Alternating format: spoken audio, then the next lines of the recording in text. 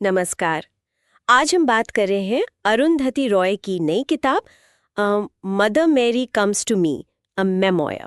हाँ। हमारे पास इसकी काफ़ी अच्छी डिटेल समीक्षा है और हम उसी पर आज एक गहरी चर्चा करने वाले हैं। बिल्कुल। ये किताब है अरुंधति की माँ मैरी रॉय के साथ उनके रिश्ते पर, और वो रिश्ता काफ़ी पेचीदा बताया गया है। हाँ, काफी जटिल। इसमें नारीवाद है, केरल का वो पूरा सोशल पॉलिटिकल माहौल, जाति की बातें और कैसे पर्सनल लाइफ पॉलिटिकल हो जाती है, ये सब है। हाँ, सब कुछ बुना हुआ है एक साथ। स्रोत यही बताते हैं। इसमें एक बड़ा तनाव दिखता है।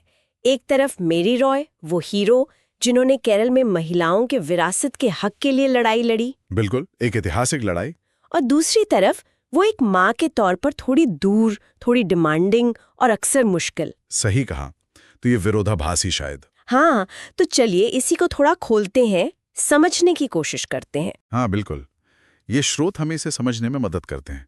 देखिए, मुख्य बातें तो साफ हैं। माँ बेटी का वो उलझा हुआ रिश्ता, सार्वजनिक नारीवादी छवि और निजी जीवन के सच में जो अंतर होता है, वो विरोधाभास। फिर केरल का इतिहास, समाज, राजनीति, खासकर अय्यामनम, कोट्टायम, सीरियाई ईसाई समुदाय, अच्छा। और वो विरासत, अपनेपन की लड़ाई और यादें, कैसे यादें भी एक तरह का प्रतिरोध बन जाती हैं, ये सब है इसमें। एक बात जो मुझे एकदम से स्ट्राइक की, वो मैरी रॉय का वो केस। हाँ, ऐतिहासिक मुकदमा जिसने केरल में सीरियाई ईसाई महिलाओं के लिए विरासत कानून बदल दिए, मतलब बेटों के बराबर संपत्ति का अधिकार। हाँ, ये बहुत बड़ी जीत थी। ये सीधा विरासत और अपनेपन वाली बात से जुड़ता है। बिल्कुल। और समीक्षा में केरल के माहौल का भी जिक्र था, आम के पेड़, बारिशें।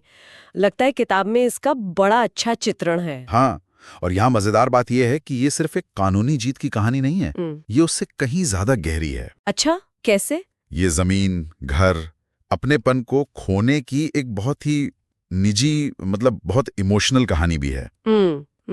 और ये उस विचार से जुड़ता है ना कि व्यक्तिगत ही राजनीतिक है। हाँ बिल्कुल। ये दिखाता है कि कैसे अरुंधति रॉय की अपनी जो एक्टिविज्म है, उसकी जड़ें कहीं ना कहीं उनकी माँ के इसी विद्रोह में है। अच्छा, तो ये कनेक्शन है। हाँ, कि निजी संघर्ष कैसे बड़े सामाजिक बदलावों का ईंधन बन सकते हैं। तो क्या हम ये कह सकते हैं कि माँ का वो मुश्किल बर्ताव, वो सख्ती ही उनकी सार्वजनिक लड़ाई की ताकत थी? ये सुनने में थोड़ा अजीब लगता है। ये एक बहुत जरूरी सवाल है, और शायद किताब का मेन पॉइंट भी यही है। स्रोत इसी तरफ इशारा करते हैं कि ये विरोधाभास ही कहानी का दिल है।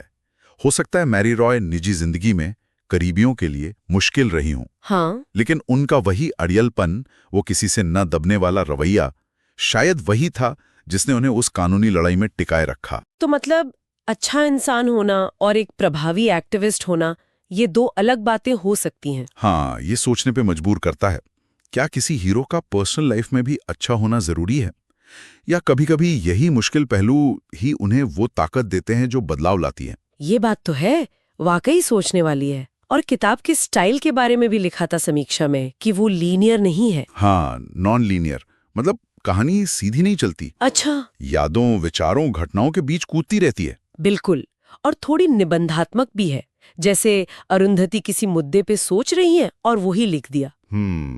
कुछ हिस्से शायद बहुत यादगार होंगे, जैसे वो कोर्टरूम सीन का जिक्र था। हाँ, और अयमानम वाले घर का भी। ओ हाँ, अयमानम, वो तो the God of small things वाला कनेक्शन है। बिल्कुल वही कनेक्शन, पर यहाँ संदर्भ अलग है, माँ के साथ रिश्ते के नजरिए से। समझ गई, लेकिन ये स्टाइल थोड़ी मुश्किल नहीं होगी पढ़ने वालों के लिए? घना गद्य, टूटी हुई कहानी। हाँ, हो सकती है। कुछ लोगों को लग सकता है कि कहानी पकड़ में नहीं आ रही, भाषा थोड़ी भारी लग सकती है। फिर भी आप कह रहे हैं कि किताब महत्वपूर्ण है। बहुत महत्वपूर्ण। देखिए, ये मैरी रॉय की जिंदगी की वो परतें खुलती है जो शायद लोग नहीं जानते। अरुंधति रॉय के अपने विचार कैसे बने, उनकी जड़ें कहाँ हैं, ये समझने में मदद मिलती है। अच्छा। और सबसे बड़ी बात, ये नारीवादी संघर्षों की जो पर्सनल कीमत होती है ना, हाँ, जो लड़ने वालों को चुकानी पड़ती है, बिल्कुल, उसे बहुत ईमानदारी से बिना किसी सेंटिमेंटैलिटी के सामने रखती है। अगर हम इसे बड़ी पिक्चर में देखें, तो ये सिर्फ एक माँ बेटी की कहानी नहीं है। नहीं, ये दिखाती है कि सामाजिक न्याय की लड़ाइयाँ कितनी पर्सनल, कितनी उलझी हुई और हाँ, कितनी विरोधाभासी हो सकती हैं। तो फिर निचोड़ क्या है, संक्षेप में अगर कहें? निचोड़ ये है कि ये किताब माँओं, यादों और न्याय के लिए लड़ने की उस विरासत के बारे में है एक भयंकर जटिल विरासत।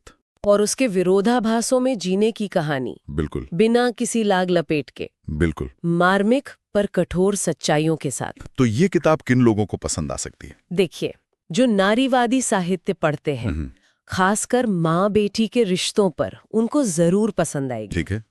जो लोग केरल के इतिहास, वहाँ के महिला अधिकार आंदोलनों में रुचि रखते हैं, उनके लिए भी है। हाँ।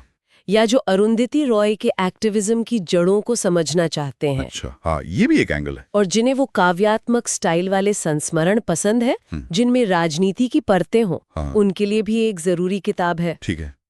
तो अंत में श्रोताओं के लिए एक सवाल छोड़ जाते हैं, हाँ। इस पूरी चर्चा से जो निकल रहा है, हाँ।